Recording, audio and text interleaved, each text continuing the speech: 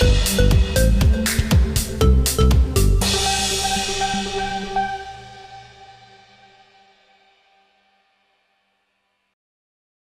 selamat siang semua ya, rekan-rekan media. Udah lama menunggu ya. Ya, kita mulai dari mana dulu nih? Hah? Jadi statementnya begini ya.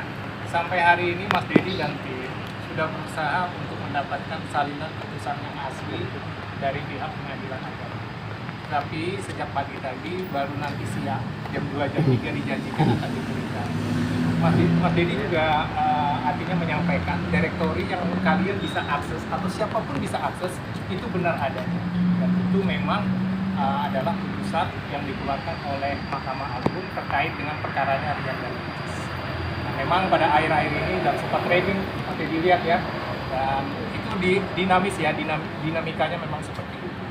Jadi hari ini bukan klarifikasi, bukan meluruskan, tapi Mas Dedi karena ada banyak teman-teman media yang ingin mendapatkan informasi tanggapan Rian setelahnya ada putusan ini, mungkin Mas Dedi sampaikan bahwasannya Mas Dedi telah bertemu dengan Rian sejak hari pertama putusan, dan kita berdiskusi lah. Rian didampingi dengan ayahnya, juga Mas Dedi memberikan saran dan masukan atas putusan ini. Kalau putusan amar putusan udah jelas, hak asuh, uang nafkah anak serta cerai putus, dan itu diberikan kepada Ricis. Tetapi lagi-lagi berikan kesempatan kepada Mas Dedi dan tim untuk mendapatkan salinan putusan. Memang sementara ini putusannya atau kesepakatan kita tidak akan melakukan banding atas perkara ini. Karena apa? Alasannya itu sederhana. Karena usaha kita sejak kita sejak perkara ini dimasukkan Januari kemarin sampai dengan hari ini, kemudian ada jeda dengan libur Lebaran, ternyata penerimaan atau pengharapan yang kita harapkan Rian dan Ricis bisa ada momen bisa bersama-sama lagi, ternyata nggak ada. Jadi kita mesti rasional, kita mesti melihat keadaan yang sebenarnya. Memang kita lihat Rian dan Ricis memang tidak bisa bersatukan. Mungkin itu. Mungkin kita saling tanya jawab aja ya sekarang. Tapi keputusan buat nggak banding itu murni dari Rian apa nasihat dari abang? Karena kan kita tahu Rian sempat nge-tweet, sempat di Instastory ya, katanya keputusannya ini semoga yang terbaik tapi bukan yang dia inginkan sebenarnya. Iya, betul. Jadi tetap kita sebagai tim hukum, sebagai pengacara Rian, kita memberikan nasihat kepada dia, apalah gunanya mengharapkan istri, mengharapkan wanita yang sudah mengajukan gugatan, kemudian sudah memaparkan ini dan itu segala macam. Jadi harus lapang dada, harus besar hati, dia harus bisa menerima keadaan ini. Gitu. Dan rasa-rasanya sih memang keputusan banding ini belum final ya, teman-teman. Tapi Mas Dedi dan Rian sih ada kesepakatan mungkin akan mengarah pada sana. Tapi kita lihat perkembangan. Karena itu sudah keputusan dari majelis, ada jumlah sebenarnya yang diharapkan oleh Ricis, tetapi yang dikabulkan oleh majelis adalah sebesar itu. Jadi kita sebenarnya legowo. Saya pribadi menyarankan kepada Rian untuk menerima putusan ini, dan insya Allah ini tidak berkepanjangan, cukup sampai di sini saja. Gitu. Walaupun ada perkembangan terakhir ini yang menjadi trending dan apa segala macam, ya kita akan mengikuti aja proses ini. Dalam artian berarti yang tuntutan Ricis awalnya nggak 10 ya Bang? Betul. Jumlahnya tidak 10. Lebih besar kah atau gimana Bang? Lebih besar, pastinya lebih besar. Ya. 2 kali lipat kah atau gimana Bang? Kalau nggak salah ada di direktori deh, ada di putusan. Jadi kalian bisa baca di sini. Yang jelas 2 kali lipat. Oke? Jadi udah clear semua Bang ya, nggak ada masalah kalian mengatur program. Nggak ada masalah. Ya. Nah, jadi kita terima, saya menasehati Rian, ada baiknya diterima, ya. Dan kita tidak usah melakukan banding karena mungkin dalam hal ini tidak berjodoh sebagai suami istri. Alangkah lebih baiknya setelah putusan ini, setelah posisinya semua clear, hanya bisa sebagai teman dan sahabat sama-sama bersama. Itu rasa-rasanya lebih bijaksana dan untuk memberikan kedewasaan kepada mereka. Bang, ini kan isi surat gugatan udah beredar di media sosial. Yes. Nah itu kalau dari pihak kepolisian sendiri ada pembelaan nggak sih terhadap isi gugatan tersebut yang disampaikan? Jadi begini, atas pertanyaan itu, sebenarnya kita tidak dalam rangka untuk meluruskan, membela, mengklarifikasi. Karena apa yang dituangkan dalam direktur itu memang itulah fakta persidangan. Oke. Nah, memang ada beberapa hal yang perlu disampaikan. Mungkin kalian menunggu soal 500 juta. Mas Dedi sampaikan. Di dalam fakta persidangan, mereka menyampaikan bahwasanya ada transfer sebesar 600 juta. Dan itu ditransfer kepada Kak Cindy, ya, bukan kepada Rian. Oke, itu alurnya. Setelah itu dari Kak Cindy transfer ke Rian 500 juta. Untuk apa? Memang Rian dan Kak Cindy ada kerjasama untuk satu pekerjaan. Dan itu tidak diungkapkan dari awal oleh keluarga. Maksud kita dari Rian Ricis bahwasanya uang itu dari Rian Ricis. Kalau itu dari awal tahu, Rian tidak akan menerima itu. Dan kalian harus tahu, Rian itu bukan sosok yang, maaf kata ya, selama ini beredar mengkondol lah apa segala macam. Dia tetap menafkahi, dia membayar angsuran rumah, dia juga membayar biaya rumah sakitnya Mona. Kemudian di akhir persidangan kita juga menyampaikan bukti-bukti bahwasanya kita ada transfer untuk nafkah istri, ada transfer buat nafkah hidup anak dan istri juga. Jadi hal-hal itu memang harus berimbang kalian sampaikan kepada khalayak. Dan Mas Dedi tidak bisa juga menyalahkan netizen, menyalahkan itu, karena mereka dua-dua publik. Nah, kita berharap sih ada informasi yang berimbang dalam hal ini. Nah, ini kan menyangkut soal beredar surat gugatan. Ya. Itu ada kerugian yang dialami sama tergugat. Itu hal yang lumrah. Dari awal sudah saya sampaikan sama Rian bahwasanya apabila sesuatu itu sudah putus, itu pasti akan dipublish oleh Mahkamah Agung. Dan itu tidak hanya berlaku buat Rian dan Ricis. Semua perceraian yang lain pasti kita bisa akses, asalkan kita tahu nomor perkara.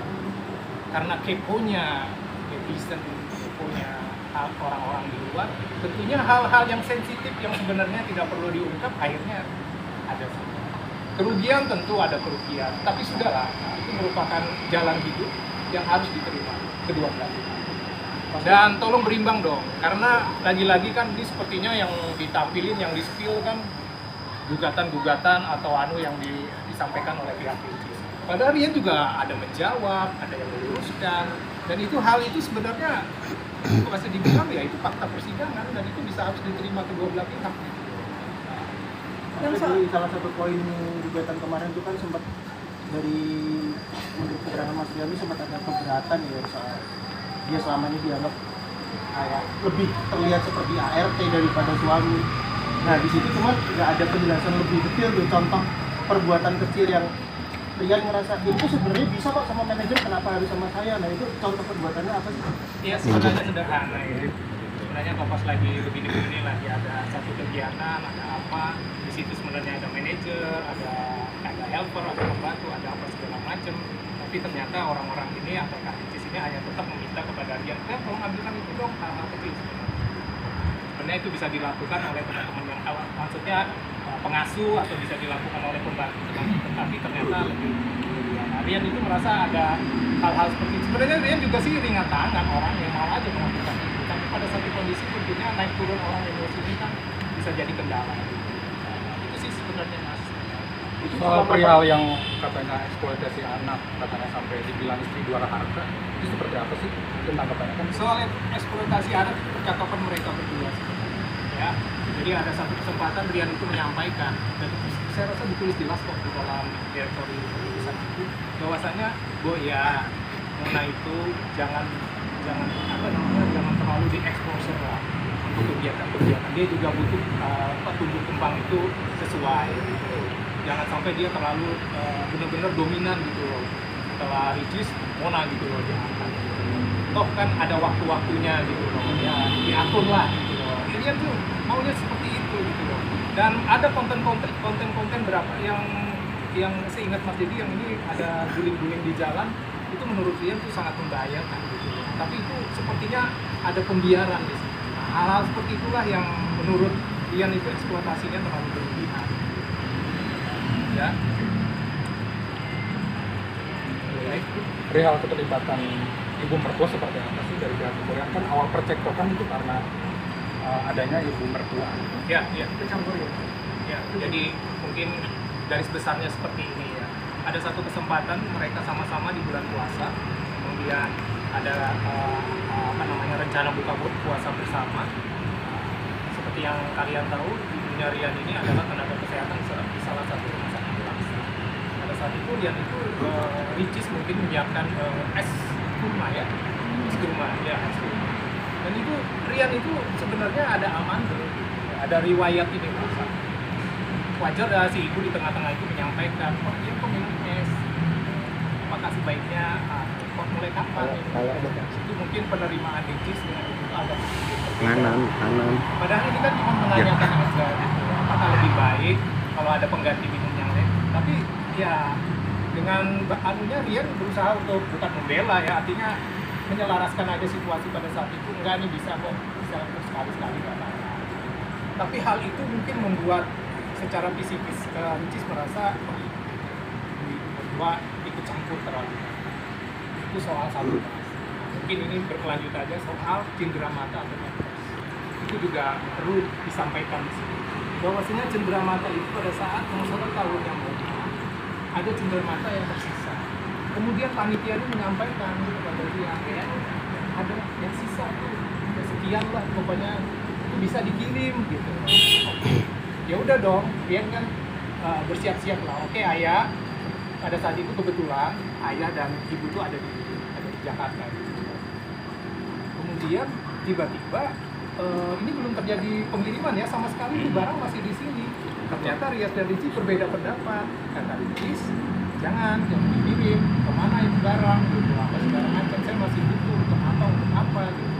Ya udah kata Rian, kalau itu nggak jadi.